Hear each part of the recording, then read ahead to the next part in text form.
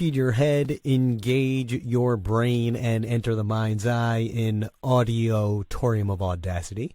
I'm your host, DJ BJ Turnoff, representing the Stitcher Radio and Z-Talk Radio crew here.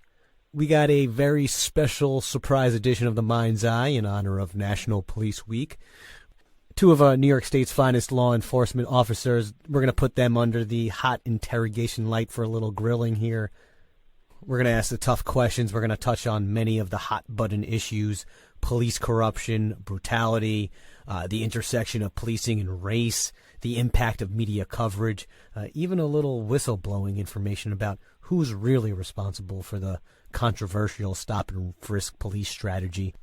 Nothing is off limits here, and whether you like or dislike police, you're going to want to hear what they have to say. It's not going to be exactly what you think it's going to be just because they're cops.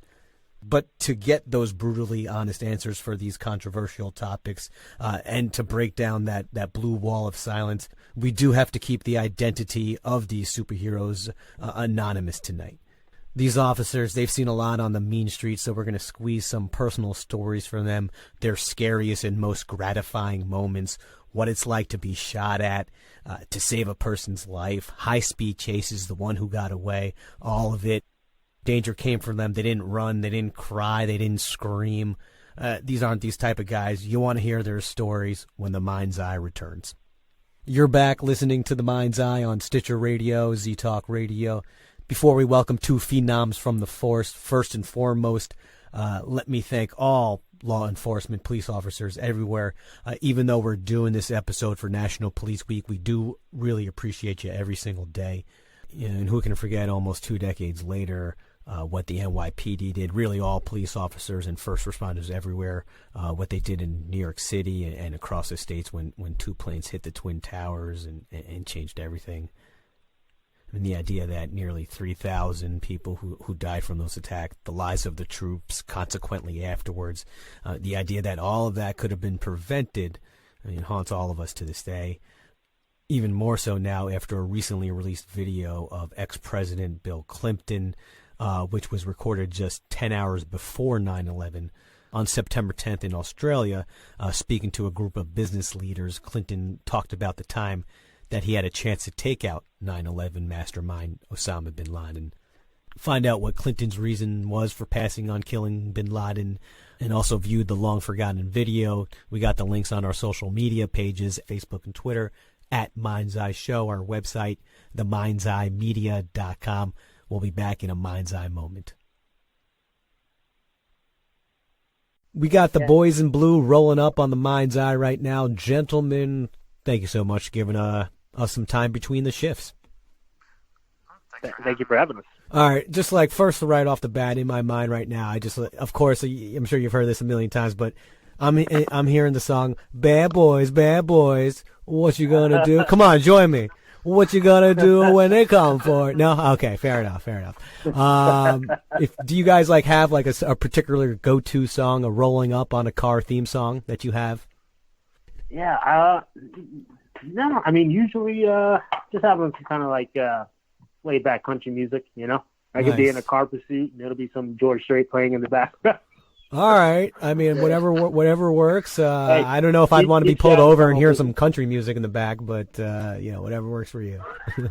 It's better than letting the bodies hit the floor or something like that. That's true. Yeah, that would be a little more intimidating. No doubt about that. Okay, you know what? That's a fair point. And what about you, Tom? I mean, mine's not much more exciting, actually. A lot of times I'm in the car by myself. If I'm by myself, honestly, there's a local classical station, not classic rock, classical music. It actually calms me down. That's why I listen to it when I'm by myself. It's pretty good, but that's just me. So on a serious note over here, we're going to be doing this interview anonymously because, really the truth is I want to squeeze some real information from you, some real answers. And also, obviously, I don't want to have any repercussions on your end to face. But let's say that this interview wasn't anonymous. Are you even allowed to do interviews, Jerry, without pre-approval? Depending on what would be said, so much of a approval process with it. It's what we do in our off time is what we do in our off time. But again, where if you say something and it's not anonymous and it falls on the wrong ears, it's hard to say what would happen. I think that depends on each department. So there's no clear rule that says no, you can't do an interview, but more of kind of an overarching feeling that you probably don't want to, just in case. With us, we can't, because we're more of like a specialized unit in terms of a specific focus that we have. So we obviously can't talk about certain things to anybody, whether it's on a radio station or anything. This is more of like, if somebody hears something they don't like, then it's not okay. But if they don't care what you're saying, if somebody's listening that I work with, then it's fine. It's one of those things where if they don't like what they hear, it might be a problem. So it's better just to stay anonymous, No doubt. Off the records, particularly with some of the hot button topics we're going to really touch on tonight, I think it's probably best to do so. And since there was a contrast between the reasons why you could and couldn't, for your own reasons, not want to do an interview or not allowed to do, let's stick it right there. Tom, tell us the audience a little bit about your policing background. What do you do on the day-to-day? I've worked for a state government in law enforcement since 2013. My current position I've been in for about 2 years.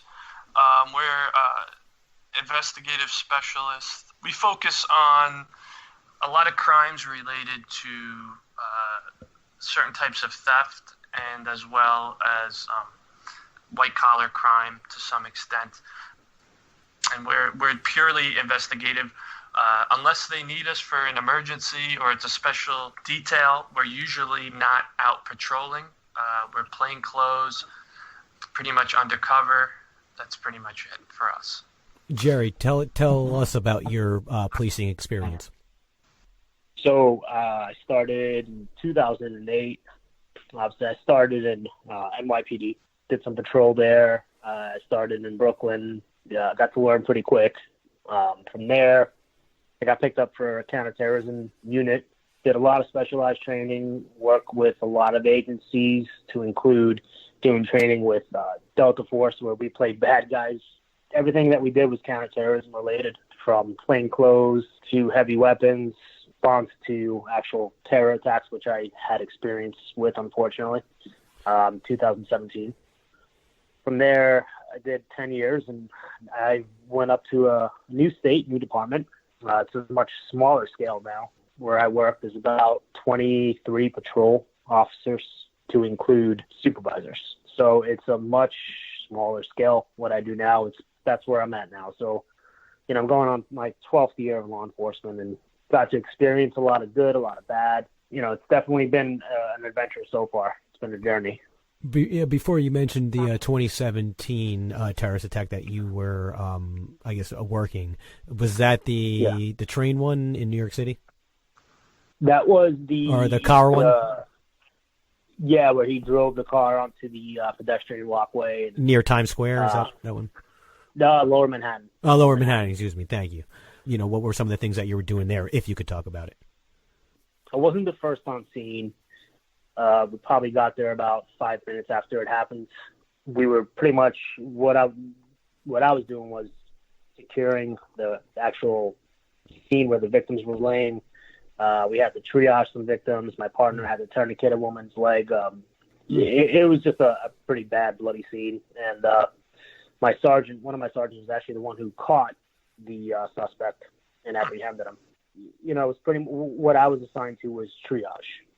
We had to respond to where our victims were and try to get who needed help first, get them on the way to the hospital. And, we had to mark who was pretty much deceased on scene, and then try to keep other people alive while EMS was coming, And prior to becoming a law enforcement police officer, you were in the military. Do you think that experiences there aided you in that moment and overall as a police officer? In regards to discipline, self-discipline, and understanding how a system works, yes. a lot of law enforcement officers, they start at a young age. They're 21 years old when you can become a police officer. A lot of these kids they do their 2 years of college, or some departments just require a high school diploma. But, for the most part, you're required 60 college credits or military. And so a lot of these kids, they work part-time jobs, they go to college, and then here they are now, and they're entrusted in this heavy responsibility. So I think a lot of it is a learning curve for a lot of these kids that join up. It's not like a lot of them have life experience, Yeah, and so, you got to remember too, the training. Most is like 6 to 8 months. That's not a lot of training for somebody that has zero experience. Like, your military experience probably made it easier for you, I would think, or at least easier to adapt. In that aspect, absolutely. I think a lot of kids are, when they're joining, and I call them kids because 21, you are a kid. When you're joining a lot, I don't think a lot of them really truly do understand that you have the ability, if it's justified, to end someone's life. That's a heavy burden to take on and put that on your chest. And you have to understand what that weight is. And I think a lot of these kids, when they go through the academy, they're not really getting that. The training is new for them. And a lot of them do experience it when they go out on the road. Some of them don't even make it out of field training because they realize, holy crap, this is something that I didn't expect. So I think the military definitely helped me. You see some different views from life at a young age, different experiences that a lot of 18-year-olds don't go through. So going into 21 years old, I think you're a little bit already more ahead in life in regards to understanding what is out in the world, Before you were in the military, did you want to become a law enforcement agent? Because, just knowing your personality, you always seemed like that was kind of your thing. Was that what you wanted to, or that came in after your military experience? Yeah, I wanted to be a cop for a long time. I think I was 14 years old, and I joined my, local county's Police Explorer program. Even when I was little, I always looked up to police officers, and I always wanted to do that job. I would see the police car, and I thought that was the coolest thing in the world. So for me, it was more than just going in for it for benefits and a paycheck. It was always a calling. Now, Tom, in contrast, knowing you a little bit, and I could be wrong here, of course, I don't believe that, kind of being a law enforcement agent officer was something that you kind of always wanted to do. It seemed to me that it kind of became appealing to you a little bit later on in life. Would you agree with that, or am I wrong there? You always wanted to be, a police officer. I would partially agree with what you're saying. So, as a kid, I eventually became really into music. I was a drummer for a long time, and I did want to do that.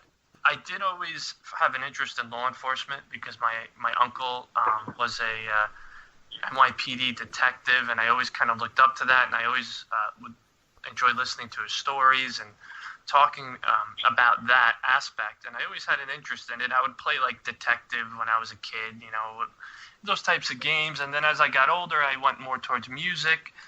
And eventually, my interest turned back to law enforcement. Probably my first year at college, I realized I didn't want to do music anymore, and I switched and I got my bachelor's in criminal justice. And shortly after that is when I started working in law enforcement. So it was kind of like I kind of always thought about it, and I took it more seriously once I was of a certain age where I realized I needed to make some moves and make some major life decisions. So.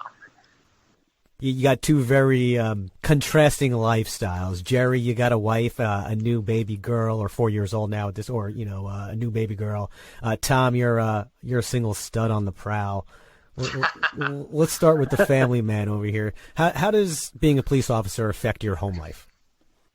It's one of those fields where you just never know what's going to happen. And I think your spouse has to just understand, if you're going to make it as a couple, you have to know that you got to make the same sacrifice. And you recently had a child, right? Yeah. So would you encourage or discourage your child to become a police officer? Completely discourage. Discourage. Why is that? Yeah. The fact that you just never know, God forbid you go into work, that could be your last shift. You know, this car stop could be my last car stop. This could be the last time I hug my wife and kid.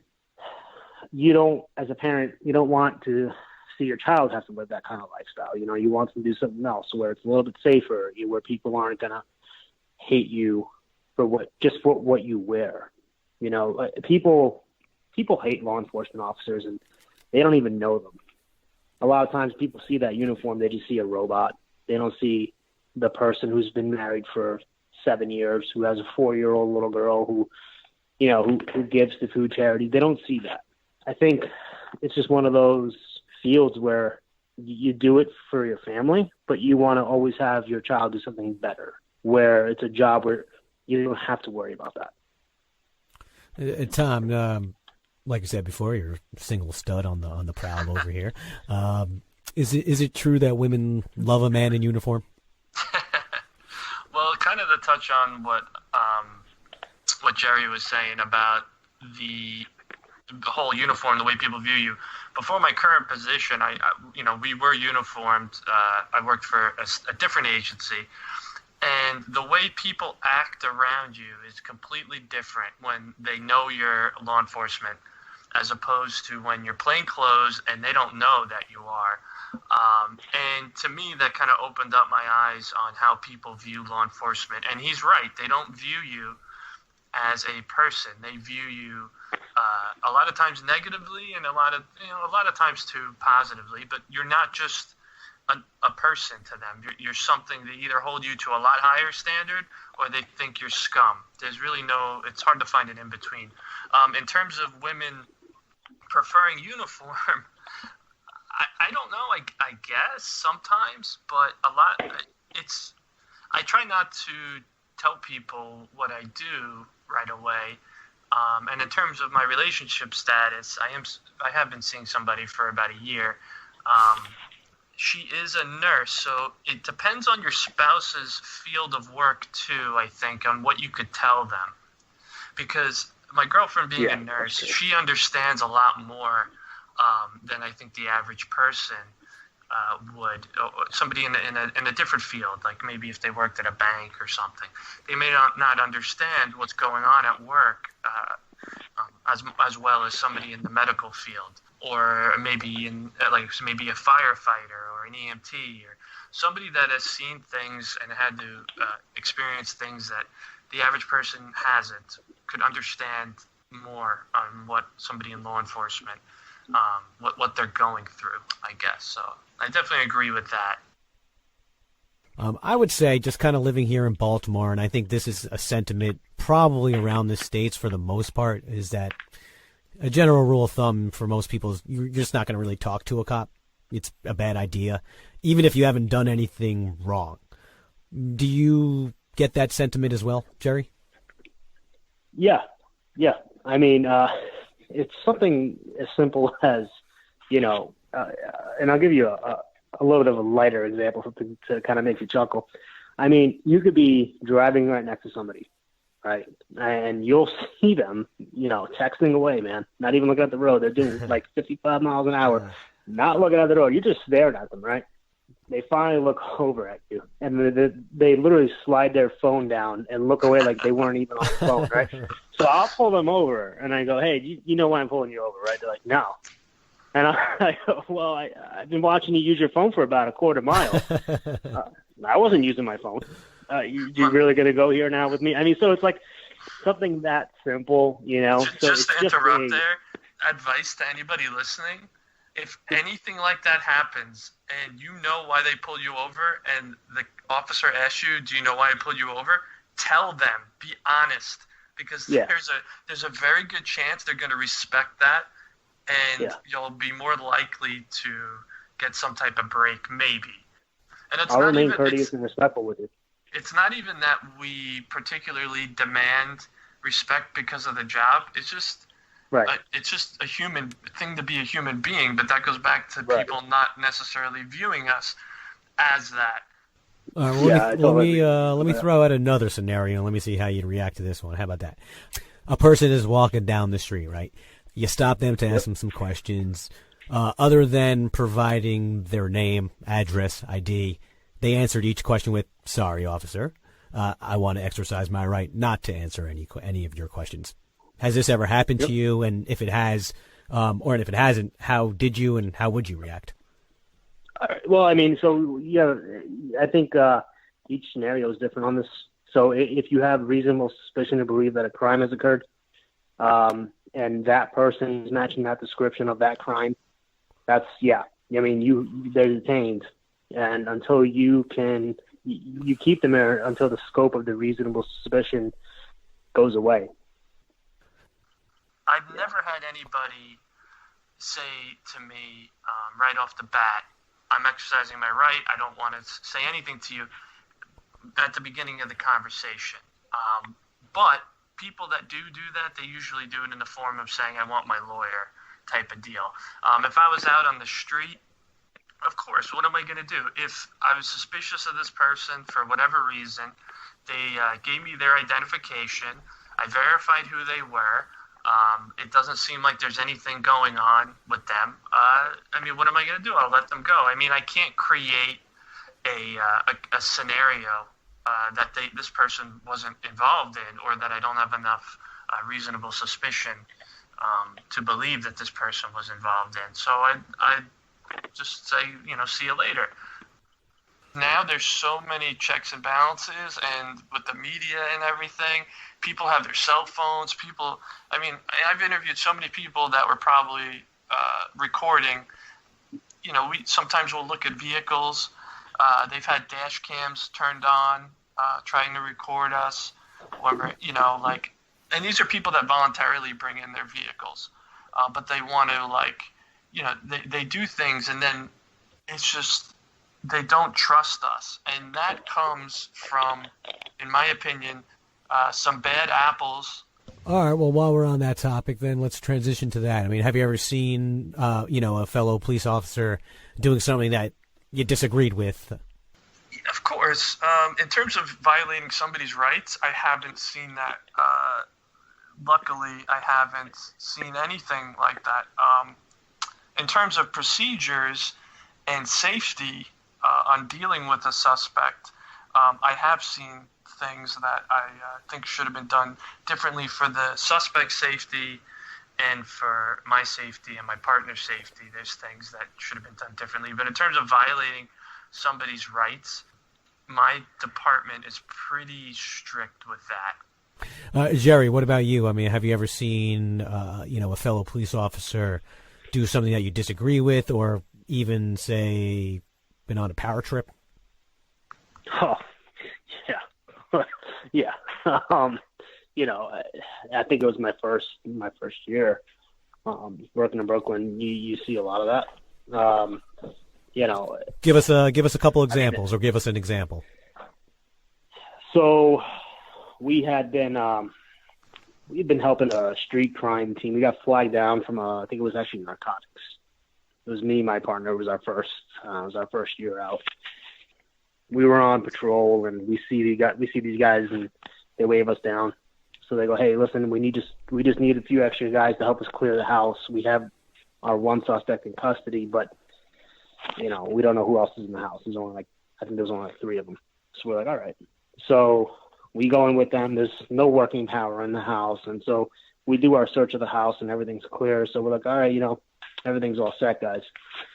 So as we're getting ready to leave, the guy had a bunch of untaxed cigarettes that he was selling, heavy amount, large amount. When we were getting ready to walk out, the guys are going through the cigarette cartons, and they're like, "Hey, here you go," and they're handing each other cigarettes. There's one guy standing on the dude's bed taking a leak, So, I looked at my partner, and I was like, "All right, we're good." So we just walked out. And at the time, I smoked, and they're like, "Oh, you want a pack? You smoke?" I'm like, "No, I'm good, man." And I walked right out of that, man, because I never wanted to be involved with things like that. As a young officer, right? I mean, I don't think we had a year out yet. What are you going to do, right? I mean, so you could say something, right? But back then in 2008, the culture was different. And, especially when you worked in a busier command, I mean, it's a pretty tight-knit command for your coworkers. You know, you're supposed to be close with each other. So if you get labeled as a rat, right, you go to your supervisor or internal affairs. I mean, it's going to be a rough going for you at work, you know, amongst your coworkers. And on top of that, you have a community that the relationship's obviously shaky with. It's just one of those things where you're best just to not get involved with it. And I mean, if we want to speak freely here, right, should have said something, right? But in reality, and any law enforcement officer that listens to this will agree, you just keep your mouth shut. You know, you got to keep your mouth shut, because when you're a young officer and and you're the one to spill the beans on that, it's going to be hard going for you. I 100% agree. I mean, also you got to think, like, you know, even if you don't get fired, like, you have to work with these people, and they potentially could make your life a living hell. And things like that I've experienced where it wasn't to that extent, and, you know, not doing things like that, but other things where you see people, you know, doing things that you'd be like, oh, well, I don't know if I should report that or not. But then you think to yourself, well, they're going to make my life a living hell. To add to that really quick, I mean, it's easy for people to go, well, the good cops got to get rid of the bad cops. And we agree. Trust me. There's nobody that hates bad cops more than cops. And I promise you that. Yes. But, you know, it's not easy for a cop to speak up, because potentially they're going to find out who it is. They're going to find out. It could be life-threatening, yeah. Yeah, I mean, Why do you say that? Well, I've heard stories. So, like, one of the things I do is I'm also a police instructor, so sometimes I'll work with other agencies as instruction, including corrections agencies. Correction officers in particular, if they are disliked by the rest of the officers, I've heard stories that if they're getting attacked by inmates or one inmate or they're in trouble and they radio for help, it may take their coworkers a little extra time to get there to help them if they're not liked. And that's always a possibility that we have to think about in the back of our minds to make sure that we're on pretty decent terms with everyone, because you don't want to be caught in that position where they're going to take a little extra longer to get to you. And it sounds messed up, because it is, but you can't, I mean, listen, sometimes there's people that get these types of jobs that shouldn't get it, but it makes things difficult. Well, you know what, I can understand on some of the smaller stuff. I mean, you know, peeing on somebody's bed, disrespectful as hell, not the worst thing I've heard a cop ever do. Oh, it's just... handing out cigarettes, really, you know what, whatever. I've heard worse thing, you know, maybe look at it like a tip on some sort. That's the worst thing, you know, like that type of stuff, low level. I don't really care about that stuff. I don't think the public, for the most part, cares about that stuff. But you guys, obviously, I mean, I hope the listeners have probably gathered that you guys are good cops, you're good people. But is there at least, I'm hoping that there's a line, right, for you guys, that you would say, you know what, that's wrong, and I have to do something about that. Brian, put it this way. There is situations where if it was so bad, I would say something and turn in my gun and badge that day. So, but we don't want that. That's the problem. We don't want the good cop doing that. We want them going to and saying, hey, this guy should not be representing the badge, not you turning over your own. I mean, at the same time, we do have a duty to report extremely unethical behavior or criminal behavior, especially of our superiors. Or we have a duty to report that. Now, that leaves a lot of interpretation as to what specifics. Can I jump in on? Please. So, I think if it was so put it this way, we have a duty to report it, and we would, you know, if it was something so bad. And not only that, but if I was on scene, right, and it was just me and this other officer or two other officers, and there was something so egregious happening, I would step in, and I'd go, listen, you know, right, and I'm sure, you know, and I know Tom would do it too, but I would immediately step in and go, look, this shit ends now. I don't know what's going on here, but we're not doing this any longer. You know, this is over. And the first thing, honestly, once I left there, I'd report those dudes immediately, because it's not what we took that oath for. You know what I mean? So you took that oath because people entrusted it in you. You wear that shield on your chest because people trust you, right? So you're held to this higher standard. And the moment you begin breaking your oath, you begin violating people's rights. You're not a police officer, you're a criminal. And every cop gets ethics training, and they know what they're supposed to do and what they're not supposed to do. Yeah. And when they're going out of their way to do what they're not supposed to do, or to act the way they're not supposed to act, there's a problem with that. And something needs to be done. Whether you just talk to the person, one-on-one, and hopefully that does it, or you have to go to a supervisor. I mean, it's a case-by-case basis. Is the type of behaviors that you were seeing there, the ones that were giving out the cigarettes, peeing on people's bed, later on in their careers, did you notice that maybe they're the ones who kept going in unethical directions as well? Put it this way, if they're doing something like that, right, at that scale, I can promise you there's a lot more things there that I never saw. And they're doing it in front of people they don't know. Like, they don't know you, and they're doing it right in front of you. I mean, that's crazy. Yeah. Yeah. Okay. So if we know these behaviors lead to these, not everyone, but a lot of times they could lead to, it's a slippery slope, of course, and nobody likes that type of logic. But it does lead to these type of worse behaviors. So shouldn't you really be weeding these people out in front, in the beginning before it leads to these type of behaviors?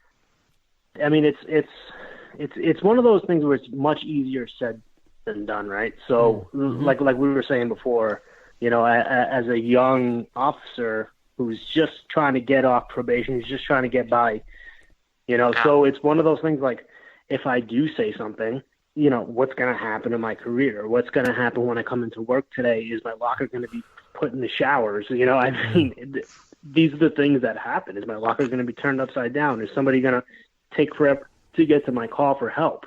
Because that happens. Yeah.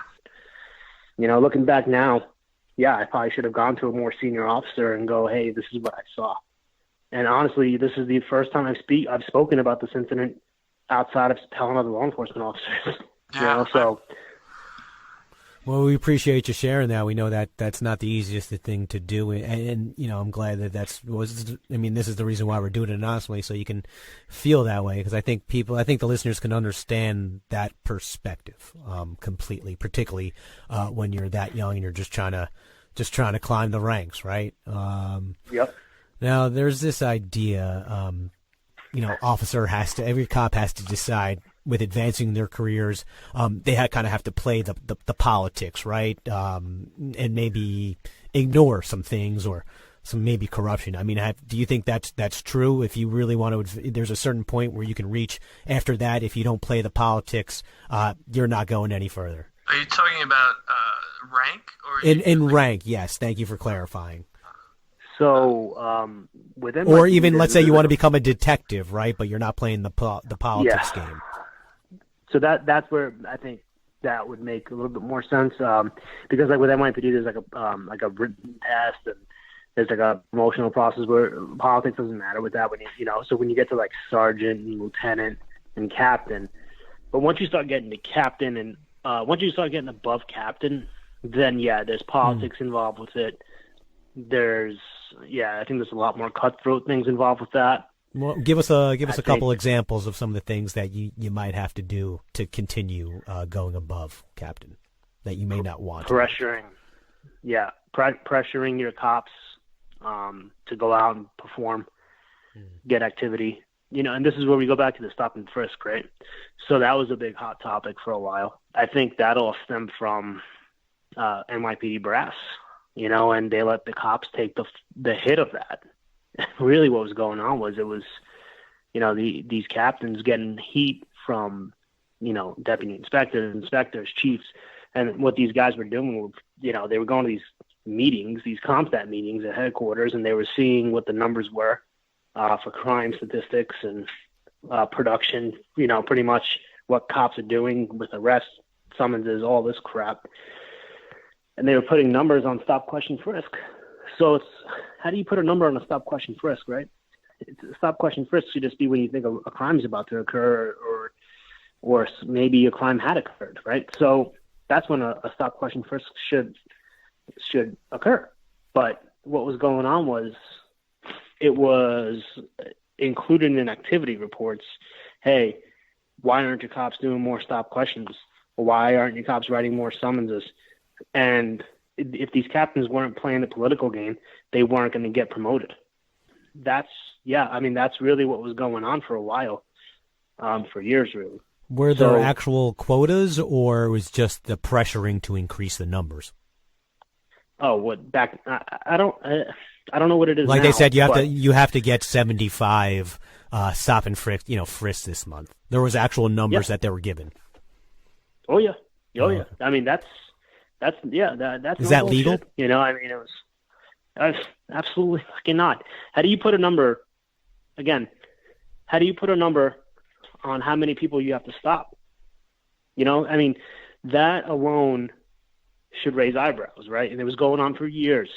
And really, who took the hit for it at the end of the day? It was the police officers who were getting the pressure.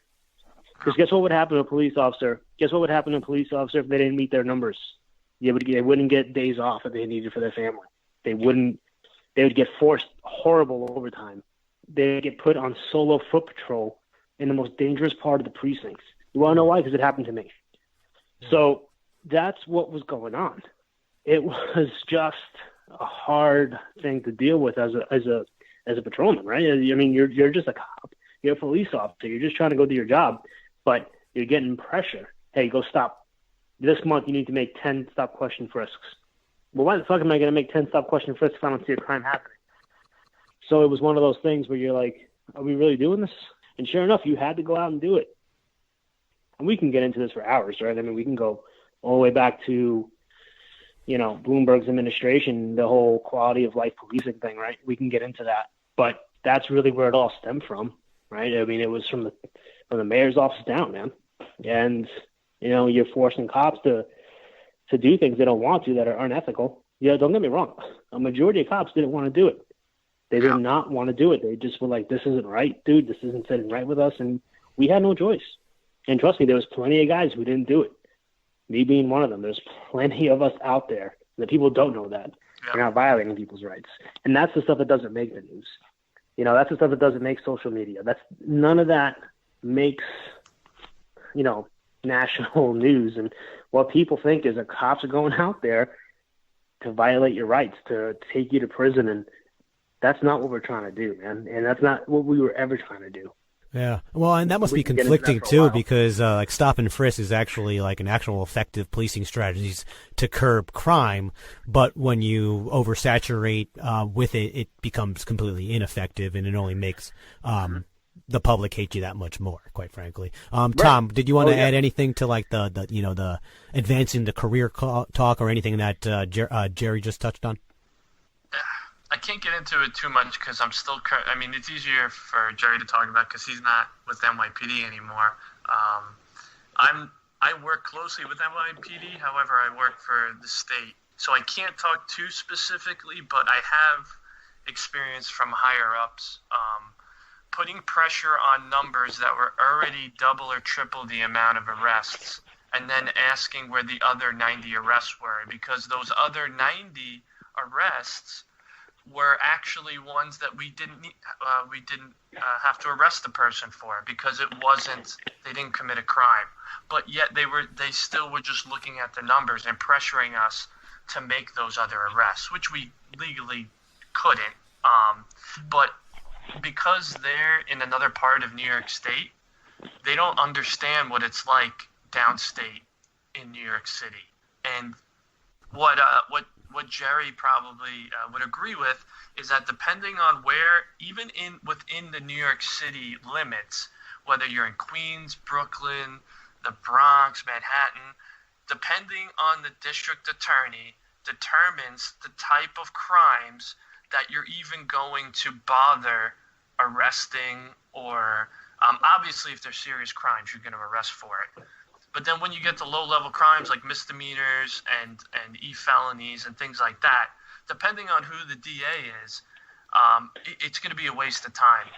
And I've noticed that, especially now, there's new laws in New York State, bail reform, and there's another one called it's the green light law.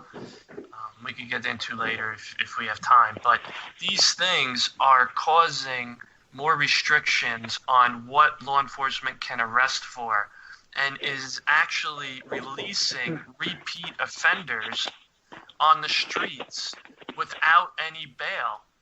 And then they go out and they commit crimes as soon as they get out because they no longer can be held on bail. So now this is making the ADAs and the law enforcement in New York State, especially in the city, think about what charges they should even put on somebody because they know they're going to get released almost instantaneously, less than 24 hours. So let's take a quick break right there. Let's just put a pin in the conversation. When we come back, more real police talk. We'll be right back on The Mind's Eye. We're back on The Mind's Eye right now, and we got two of the police department's finest right here. We have been talking about some pretty hot-button issues. We're going to continue that, but before we do, because since we've been talking so much negative stuff, let's talk a little bit some positive stuff. Jerry, tell us about an experience where you said, this is the reason why I became a police officer. It actually happened about a year ago in my new department. I don't know, about 2:40 in the morning. I was working my midnight, and I was going back to my station to do some paperwork. I hear the fire department, because us and the fire department are right across the road from each other, and we scan each other's frequencies. So I hear the fire department come over with a medical call that a woman is doing CPR on her husband, and he's not breathing. He's purple. I'm already on the road, so I'm hauling ass to this residence. Slamming on the door, the woman comes running down. I go, where? I bring my AED with me, which delivers an electric shock to somebody who doesn't have a heart rate, and then monitors you, it advises you to continue CPR or stop CPR if it detects a heartbeat. So what's going on is I get up there, see the husband. He's laying on the floor. He's purple. He's not breathing. So I hook up the AED, put it on his chest, and start doing CPR on him. AED advises me to deliver a shock. So deliver the first shock, continue doing CPR. During this process, I actually get him to start breathing.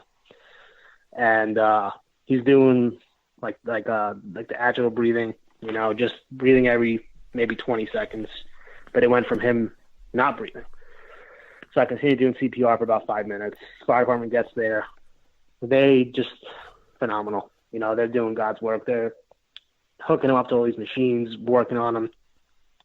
He ended up living and got a second lease at life. And he's alive now. He made a miraculous recovery. The doctors still don't know how it happened, but he was dead. I mean, the man was dead. He was purple. So it was that moment, I guess, I just, it was just a reminder. And a cool part to that is not too long after, he was the best man at one of our officers' weddings. So, that's awesome. Wow. Right. And then to add to that, I was actually in the supermarket on duty, and I just went in to go grab a quick dinner for myself, and somebody bumps into me with their shopping cart from behind me. So I'm like, who the hell? Who is this asshole who just hit me with a shopping cart? So I turn around, and I'm like, oh, my God, dude. So I'm not going to say his name, but I see him. He gives me this huge hug. He's got tears in his eyes, and he's like, man, you saved my life. And then now I get to be with my kids again, So it was just it was one of those moments where it was like, yeah, this is why we do it. Lifesaver. So, you truly a lifesaver over here. Tom, what about you? Same question to you. It doesn't necessarily have to save a person's life. If it is, fantastic, share it. But what about you? Give me an experience. I should have went first, because how the hell am I going to follow? Sorry, man. You saved a cat, right, out of a tree? I saved, no, man, let's not get into cats. So, my previous job, I was uniformed for another state agency, and two separate instances, I didn't really bring anybody back from the dead, which is that's something that you should definitely be proud of, and I commend you for that. And in terms of, basically, one time I got people out of a house. They didn't realize there was a gas leak. And the house had developmentally disabled adults living in it. This was when I was working as an officer on Long Island for that particular state agency, and we evacuated everybody. There was multiple gas leaks where it could have turned out pretty bad. Another situation similar, there was a fire in the home, same type of deal. At my current position as an investigator, working with federal agents, getting somebody that was over $150,000 of fraud, working with federal agents to get that person and working up a case and things like that. In terms of law enforcement, that's where I'm like, okay, this is what I got into this field for, is to catch these. Like, they're bad. There's no question about it that what these people are doing is against the law. That, for me, in terms of law enforcement, was probably the best so far in my career. I haven't That's been awesome too, man. Yeah, sir. Yeah, I mean, I would. That's something to take home too. It's not a competition, boys. So it's you're helping out no matter what. So. But yes, you should have gone first, definitely before him, for sure. We'll fight to the death next time we see each other. Has anyone been in a high-speed chase by any chance? Oh yeah. All right. Okay. All right. Well, give me the craziest one, Tom. We'll start with you. We'll give you the chance to go first before Jerry just shits on your story. I mean, yeah. So I pretty much don't have one. I haven't been involved in a high-speed chase. Other than EVOC, that's the only high-speed involvement, which is the emergency vehicle training that a lot of law enforcement get. That goes up to 20 miles per hour, right? I think that gets it. Yeah, they give you a trace. You gotta watch out for those comments.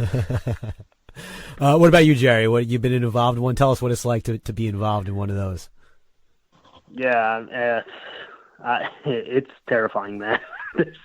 There's nothing that I'm not gonna try to be like, a hero over here. That is terrifying. Were you driving? Were you driving or passenger? Oh yeah. No. I was driving, and and I think it was like 3 a.m, so that's even scarier. Where was it? But yeah. So it was in my new town, and so it's up here in New England, and where I work and where I live. Obviously, there's no street lights, so you're that's dangerous you're going, as hell. You're going, and the road that we were on is it's a straight and then a curve and then straight. So you have to really be careful with what you're doing. So it was actually my partner who's sitting there, and he radios in. He's attempting to stop a car going high speed. So this car whizzed past him. The part of the roadway that he was on is like a posted 40-mile-an-hour zone. This guy's probably doing $1. Wow. So, yeah. So my partner takes off, and I'm probably about half a mile away. So I turn around, and I'm taking off now. And I think I'm hitting about 110. And I could see taillights all the way ahead of me. And I'm like, well, that's our guy. So we radio into the next town. Hey, keep your eyes off, possibly this car or whatever. This is what my partner saw. So the next bordering town which that road crosses into, they were actually pretty close, and they didn't see that car. We go, well, he must have turned down one of these roads here, right? So there's a road that goes right to that border of that town. So I'm like, I'm going to just hang a right, just see if maybe this guy booked a right or whatever.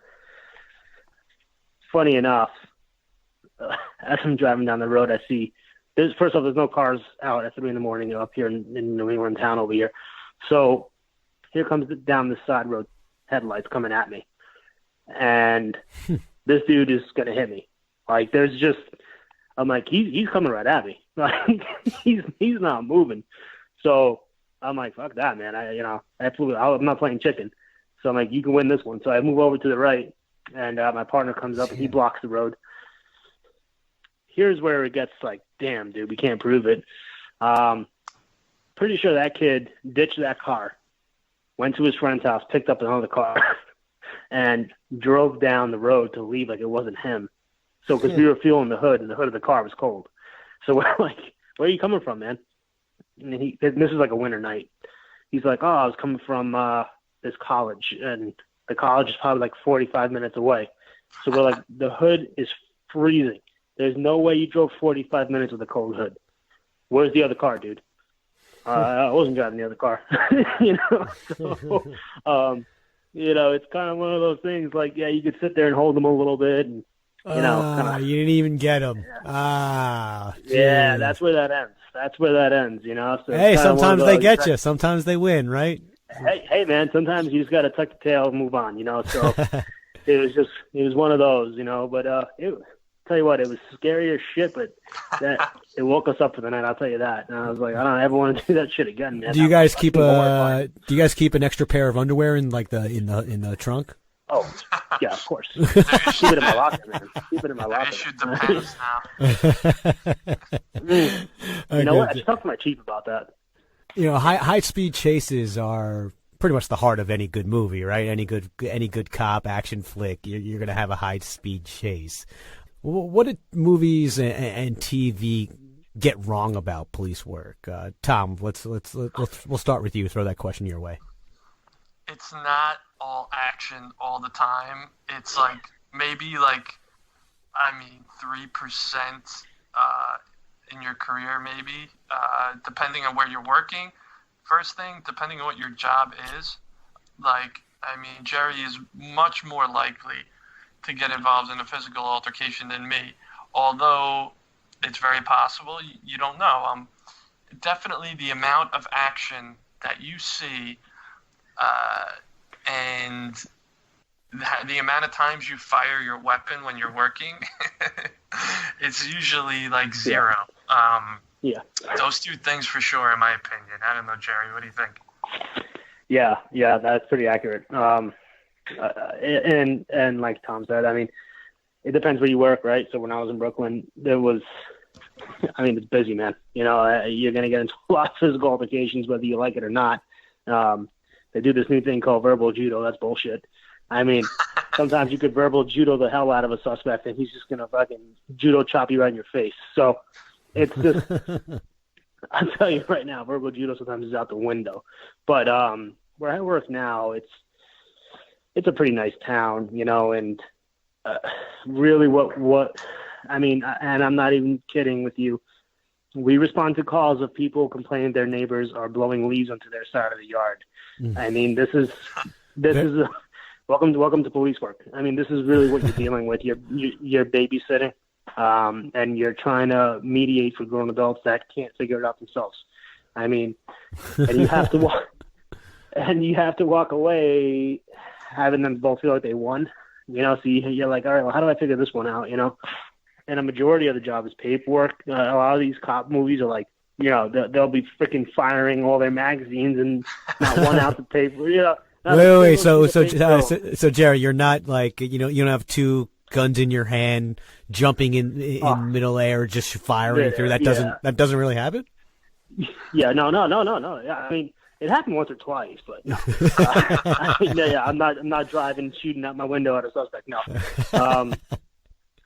A majority of what we do is write reports, and there's a lot of paperwork. I can tell you, I think I've become a pretty decent writer since I've been a cop.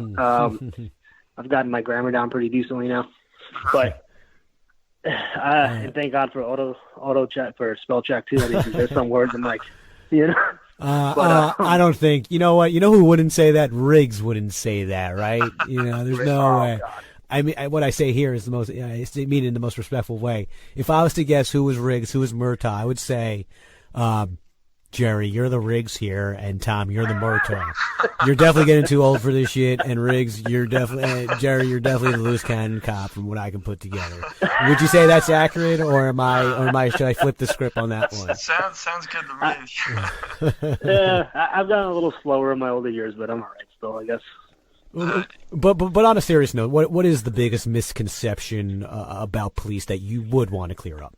Well, I mean, first of all, there's a lot of misconceptions, but going off of what we were just talking about with movies and all the violence and fighting with police, that really doesn't happen every day. I mean, it doesn't happen that often. Now, the problem is people don't realize the amount of stress that the possibility of that happening every time you encounter somebody is there. The stress in your mind is there. You're thinking of all the variables. You're trying to keep your distance. You're trying to eye the person's hands. Are they in their pockets? Are they this? Are they that? And when people get pulled over and they get upset that the cop's telling them to take their hands out of their pockets, this cop doesn't know who you are. He may have just came from a call where he was almost assaulted, and now he walks up to a guy that refuses to take his hands out of his pockets. I mean, we don't know what's in your pockets. We don't know who you are. So I think the misconception is not understanding, even attempting to understand sometimes what we're thinking. And there's a reason usually why we're asking you to do things. There's always the bad apple that just wants to be a dick. But majority is, if we're asking you to do something or asking you a question, it's important, and a lot of times it has to do with our safety and your safety. We don't want to injure anybody, and we don't want to get ourselves injured. So we always have a heightened sense of alertness. Well, we're supposed to. Not all officers do. But that's one of the biggest misconceptions, is why are cops asking me all these useless questions? Why are they telling me to take my hands out of my pocket? Why are they asking me to, stand up against the wall or something? Jerry, you want to add on to that? Anything about what Tom said, or another misconception that you want to clarify? I don't know. People have this understanding that we want to fire our weapons. We want to somehow cause harm. I'll tell you right now, the last thing any law enforcement officer ever wants to do is fire that weapon when it's, obviously outside of training. We don't want to fire our weapons at all. We don't want to go hands on with you at all. We don't want that ever. We want peaceful resolutions. We don't ever want to go into a situation where we're going to have to get physical, or we might have to seriously injure somebody or kill them, or God forbid that happen to us. We don't want that. I've had people 12 o'clock at night, 1 o'clock in the morning, jump out of their car at me, right? They got out before I even walked up to their vehicle. I have a certain tactical method I do. I have a certain tactical approach I do on vehicles, right? So when this guy got out of his car, he didn't expect me to be where I was. So it gave me the upper hand. Did I draw my weapon? I had it on the side, and I was ready. Did I point it at him? No, because I don't want to get to that point. But do you understand at 12 o'clock at night, when I can't see what you're doing and you jump out of a car like that, how it can go bad? And I think people don't want to understand that, So I think if people started to, and it always falls on the law enforcement shoulders, but I think civilians need to start taking some responsibility too, right? And start going, how can we make our interactions easier for law enforcement officers and for us?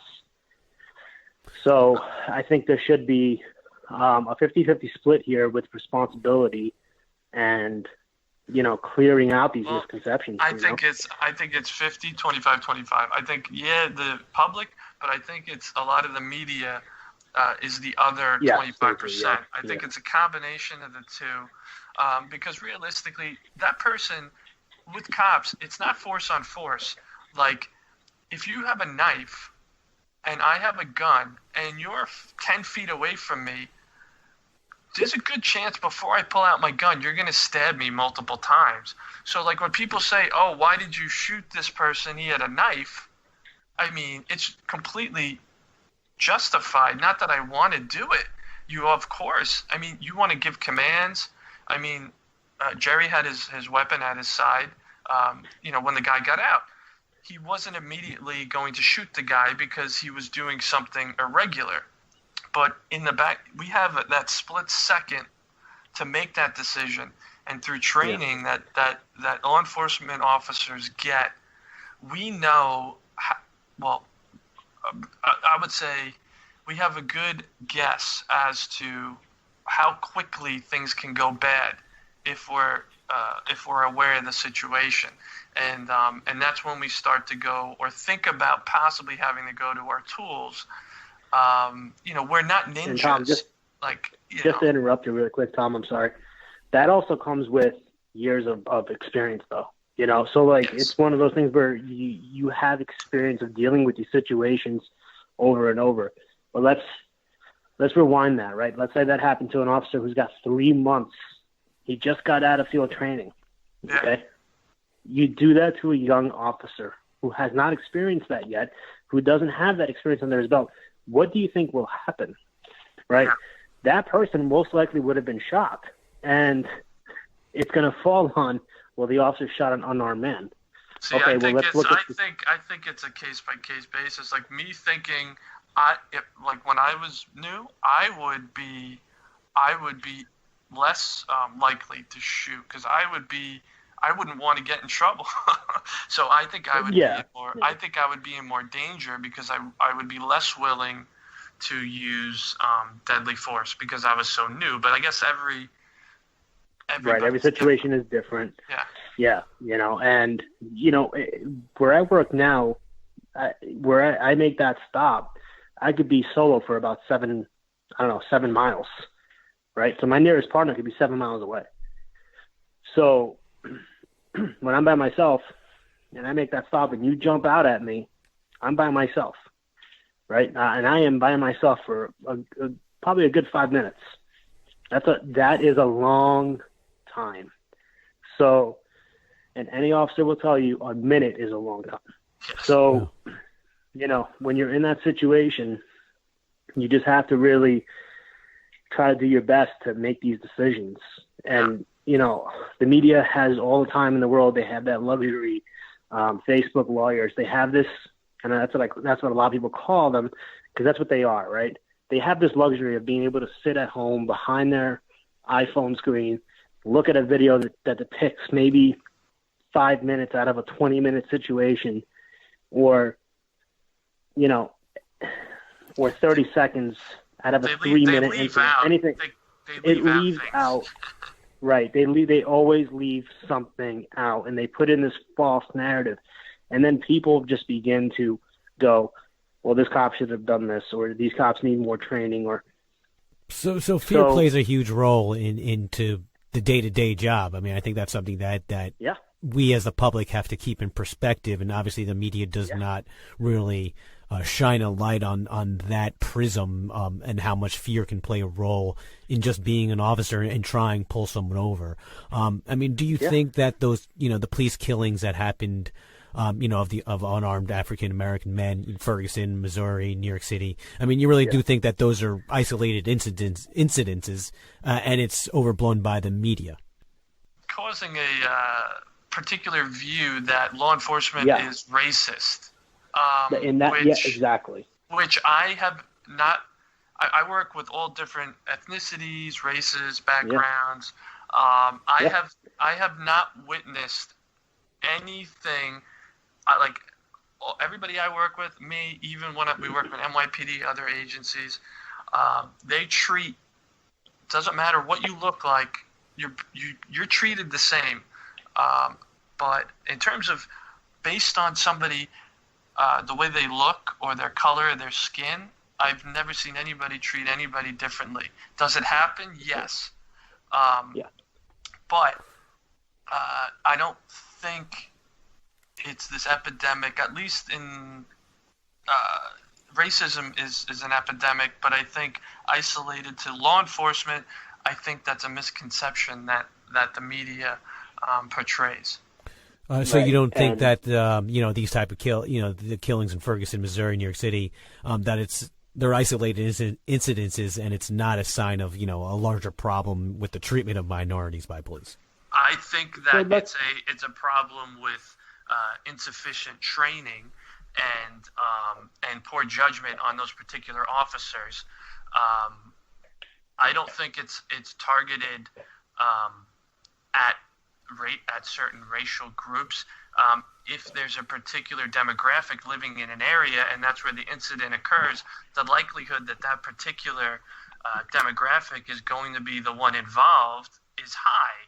And I think what the government needs to start doing is concentrating on fixing the poverty levels, whether it's whatever minority it is, if it's a white community, these poverty-stricken communities, they need help other than just getting free handouts, and because then they're going to start going to other things, in terms of crime for those communities. And I really don't like arresting somebody in those situations. It's not something that I like to do. But it has nothing to do with their race in terms of how we treat them. I mean, well, how does race factor into your, day-to-day interactions with people? It doesn't really. Jerry, what about you?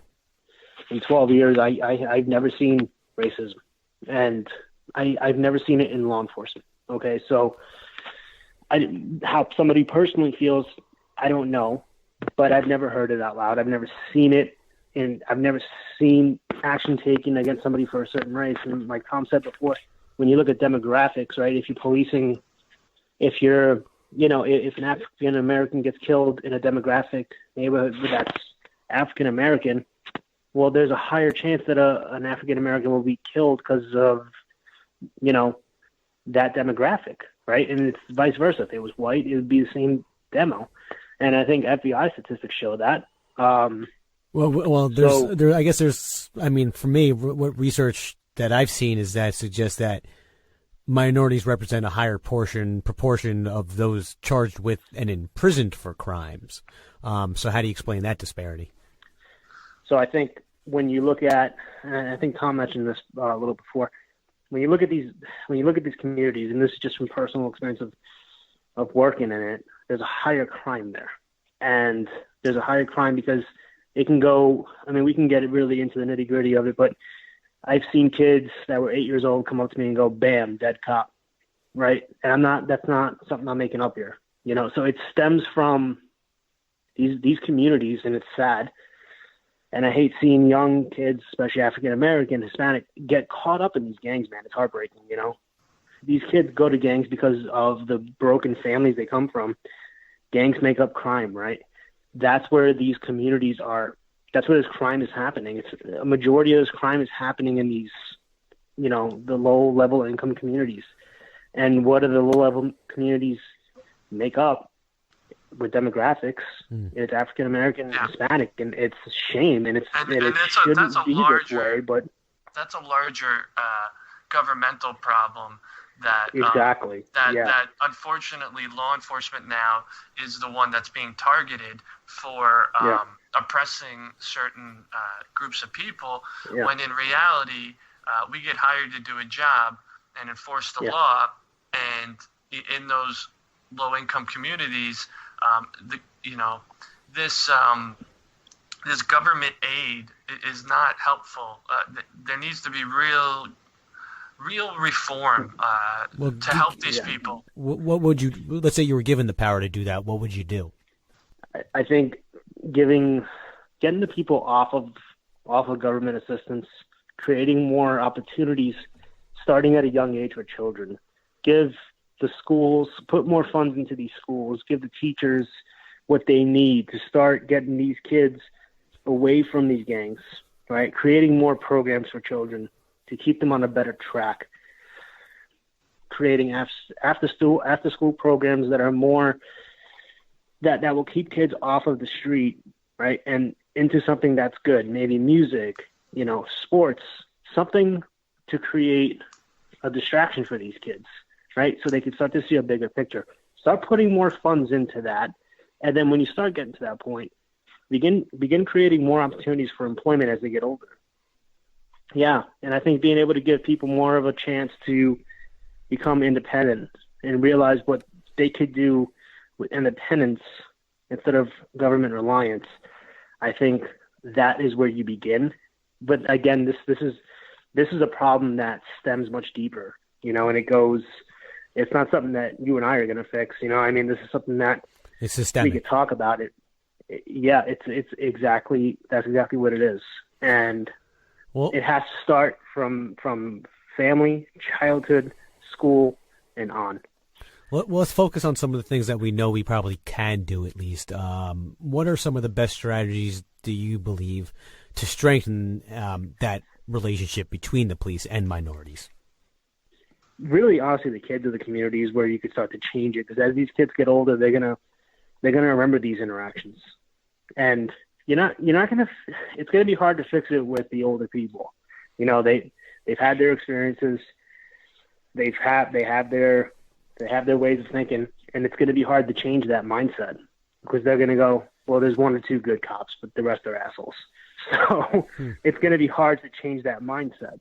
But when you start with the younger generation that's coming up, at least you plant a seed in their head, and they can start to think, maybe these guys are out there. They do want to help me. They do care about what happens to me. The more you focus on a younger generation, the more I think you could begin to strengthen those bonds. So it's going to take time. It's going to take years, and I do think we've made positive steps, but it's going to keep taking a while. Great point. Tom, do you want to add anything, any ideas on how to also strengthen the relationship between the community and minorities? I mean, between the police and minorities, and the community at broad, even. Well, I mean, if you look at just the criminal justice reforms over the past 10, 15, 20 years, even 30 years, there are a lot of restrictions and checks and balances now in law enforcement that were never there before, better training, but yet these problems still continue. So then the question is this really an issue with law enforcement officers, or is this a bigger issue where there has to be major changes? And I think if some of these communities, if that type of way of putting it was out there more, people may have a better understanding and may want other changes other than have cops stop arresting minorities, because that issue can be addressed by lowering the crime rate in certain communities by helping the communities. And I think if they understood that a lot of cops want to help, that they don't want to destroy the community and take people away from their families, I think they'll be more supportive of the police. You know, we're talking a lot, obviously we're talking a lot about macro and some of the larger systemic issues that are influencing how to police and policing in general. But let's go back to the micro and talk a little bit more about your situations that you've been in, some of the experiences. Before, you talked about how fear plays a big role into policing. What's the scariest situation that you've ever been in? Jerry, we'll start with you. I would say we were breaking up a block party. Yeah, there was people drinking outside. The problem was there was kids there.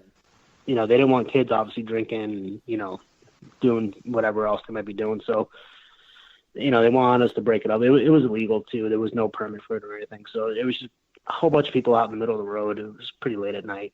It was probably just four of us. And we had attempted to break up this party, and we're like, listen, there's people drinking here. You guys can't be drinking. We got to see who's old enough. Let me just see some IDs. There's one pretty big dude. He was like, yeah, I'm not giving you my ID. We're like, well, if you're not giving us your ID, you're going to come back with us because you got open container. So we don't want to do that. I'd rather just get your ID now. If you get a summons, you get a summons. Whatever. You go home. I was pretty young, so. He got hot-headed with me, and I got hot-headed back, and ended up he took a swing at my partner. So my partner backed up, put him in a headlock. We took him down, and so we're trying to arrest him. And before we know it, this block party of like 250 people just turns on us, and I'm on top of this guy trying to get his arms behind his back, trying to cuff him. My partner's holding him down. Our two other partners are just trying to protect us. And I'm getting hit with everything that you can imagine. I'm getting kicked. Somebody throws a steel folding chair at me, hits me in the face. And then as I cuff this guy, I just hear a loud bang right next to my left ear. And then I just feel something wet going down my face. So honestly, at that moment, I thought I got shot. and I just, I was just going on adrenaline. At any moment, I was going to go black, and that's really what was going through my mind. I happened to just look over to see what the hell it was, and it was a full spackle bucket that somebody had dropped from the roof to try to hit me with it. And it just missed me. Yeah. So first time ever being hit with spackle, a bucket of spackle, which was a relief. Yeah. So did you shoot at that person who threw that at you? Just started blasting. No. So what happened? How'd that get resolved? The cavalry arrived, man, and they just, oh man, that was the best sound in the world, was hearing those tires screeching. Wow. The cavalry showed up and broke it up, and we took, a few people into custody, and I never saw who, that motherfucker was that tried to kill me, but, yeah. I mean, there's the saying that, you're scared to death. I mean, you legitimately were scared that you were dead. Yeah, no, yeah. That was the thought in my mind. Yeah, that all I thought was, okay, any second I'm going black. That's it. I thought I got shot, and my body was just staying alive for a few more seconds. Yeah, I want the listeners to think about that, and that just kind of started off almost as a routine stop, really. Yeah, and there's an old saying that we get trained with nonstop is nothing is ever routine, because we can go from 0 to 100 very fast. And again, we were at a zero, man. We were just like, hey man, let's just move on with this. You can go home tonight. You'll be home in 5 minutes. It's not that serious. It's just open containers. And then it went from that to assault on an officer to we're fighting for our lives to holy shit, I just got shot in the face and I'm gonna die. So I mean, and that happened within a matter of 2 minutes, probably less. Wow. So it was I think a moment that'll always be in my mind. And obviously I've had some other hair-raising moments. There was another, if I could share one very quick. Yeah, please do. So it was a home invasion. We were second officers on scene. The guy had an AK-47, and we saw him down the block. He stops. He looks at us. We were just getting out of the car. He looks at us, points the rifle at us. I get behind cover on my car, take my gun out. There's obviously kids running around, so I just hold fire, and then he just takes off again. We start chasing him, and then we see an open gate, obviously the brownstones in Brooklyn, and then right in the middle, obviously, is like a shared driveway, and it goes straight back into like 4 sheds. So I look at my partner, he looks at me, and we're like, well, we got to go clear this. We have no choice. There's a guy with a rifle. So we're walking down in between these 2 brownstones with a guy with an AK-47 who could be waiting for us around the corner. So we go. We both, I hook a right, my partner hooks a left, and then there's 4 sheds there. We back up and called the SWAT team, and they took care of the rest. But that was another hair-raising moment I had there, Yeah, how did that resolve at the end? Like after the other unit showed up and took over, what happened? The issue eventually ended up, they got him into custody, I think, like 3 blocks down. He obviously hopped over another fence behind those sheds and kept going. But we had set up a perimeter where he couldn't get far. Nobody was injured, so it actually ended good. But yeah. Amazing. Thank God. What about you, Tom? What's the scariest situation that you ever were in? Well, first of all, I just want to say, those are the stories that people don't hear about the NYPD. I mean, that's how many lives are probably saved? But with me, my previous position on Long Island, we were in charge of going to particular homes with the agency I worked for, state agency, and I was in one particular building, and my chief called me and said I had to head over to this other building about 10 minutes away. There's an individual there living in the home. The staff said they smelled marijuana or whatever. So basically these homes are group homes, so they have developmentally disabled adults in the homes. But this particular home, these guys, in my opinion, did not seem like they were developmentally disabled. A lot of them had criminal records. Some had affiliations with gangs, like this particular individual. But anyway, I show up. I do smell, when I get into the home, I do smell some type of, something was lit. It did smell vaguely like it could have been marijuana, but it didn't quite seem right to me. So the staff brought me in the office, and they pulled out this bag it was literally weeds, like from outside. And this particular individual was burning them in his room, which was an issue because he had a lighter in that particular home. He really shouldn't have had that. So that authorized us to, and I, clarified it with my chief, and the individual actually gave us permission. We started searching the room. Now, this person in this room was a convicted sex offender. He was not allowed to have certain types of items that they would be considered contraband. So he was not allowed to have any pornographic material. We're doing the search. He's calm. We're fine. He's in the room while we're searching. And then a staff member found 2 pornographic magazines. And, of course, the staff says right then and there, we have to confiscate this. At that point, the person in the room lost it and apparently made a shiv, basically a plastic knife, because he was in jail for a while, and he had gang affiliation, so I'm sure he learned how to make a weapon. And he pulled it out and attempted to stab me and a couple of other staff members. I was able to get us out of the way. Before I could react, he jumped out the window, which was directly behind him, which it was first floor, so he didn't hurt himself. Then he starts running down. Now, this community is not, there's nothing keeping these people in this community. They running down the street, there's schools nearby and everything.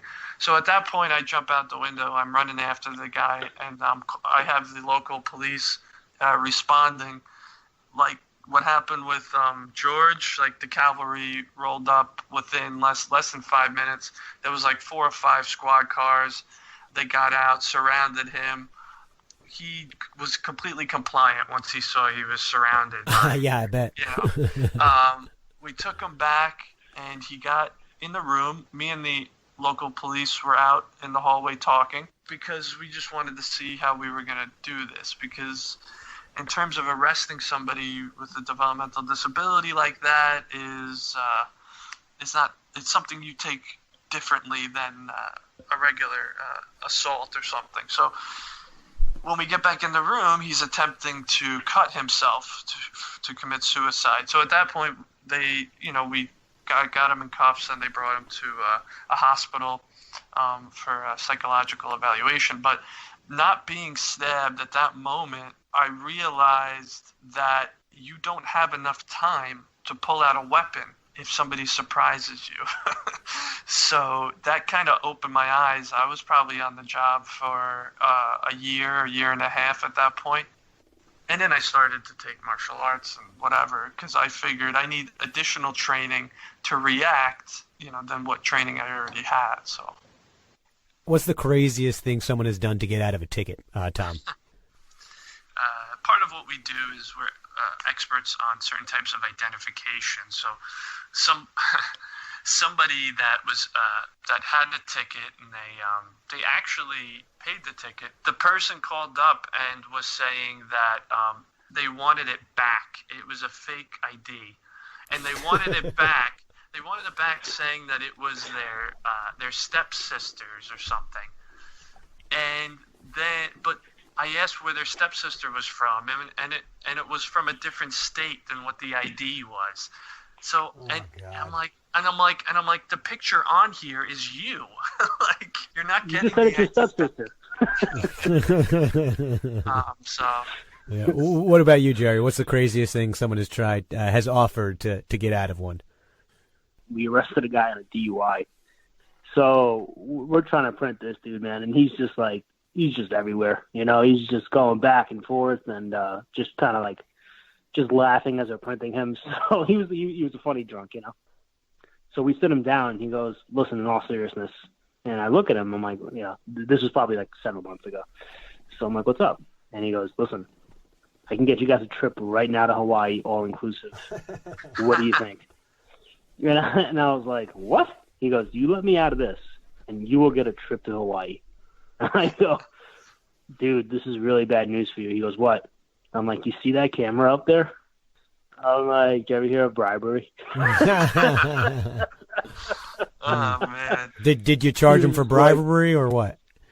No, the guy was such a drunken idiot. I'm like, I'm just going to let this one slide, you know? Well, just a night in jail for him then.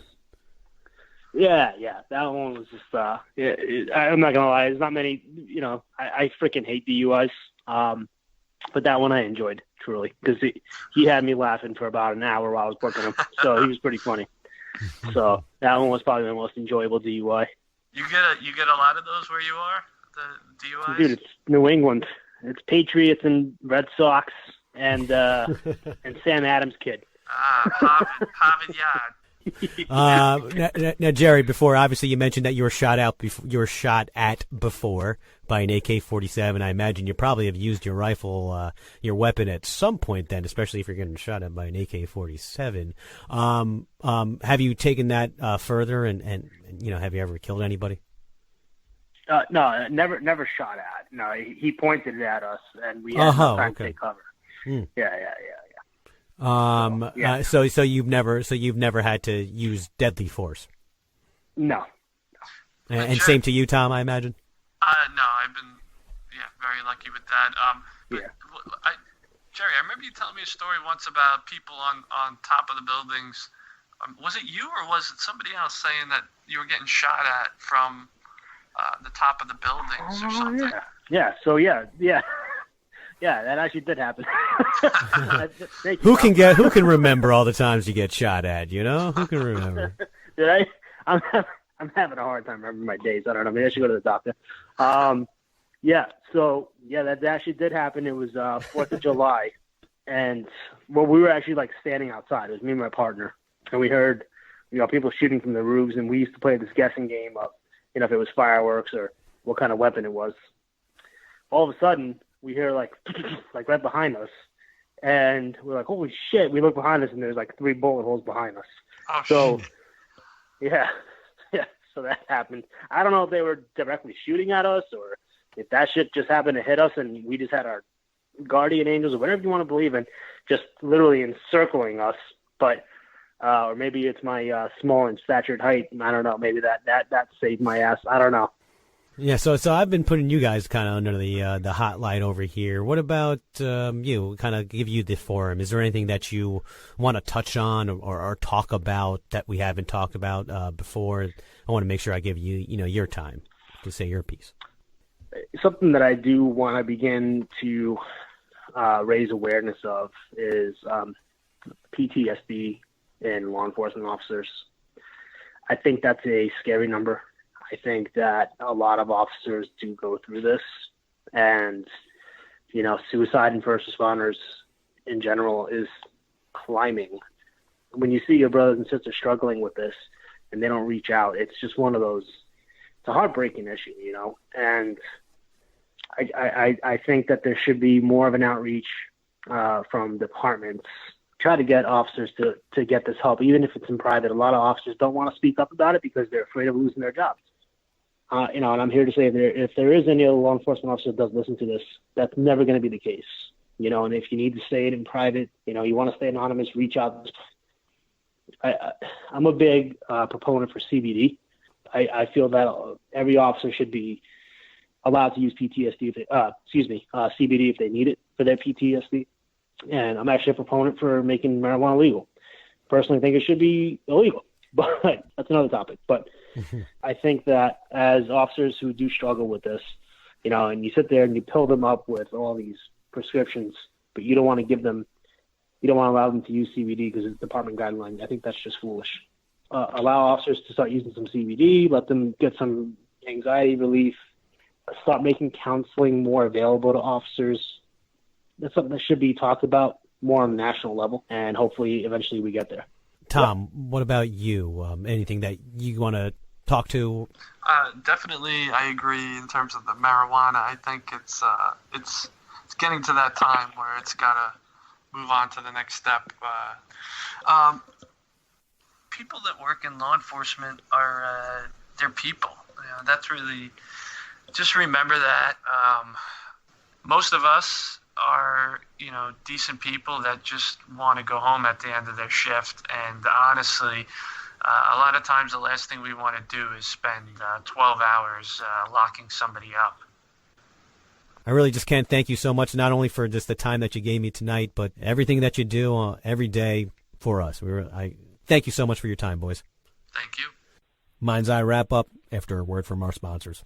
Time for the Mind's Eye wrap up, and cannot thank these two fine gentlemen enough, not just for their candor, for sharing their stories that they never shared before, their willingness to talk about these controversial topics, but obviously for their service, for being on the streets every single day, protecting us.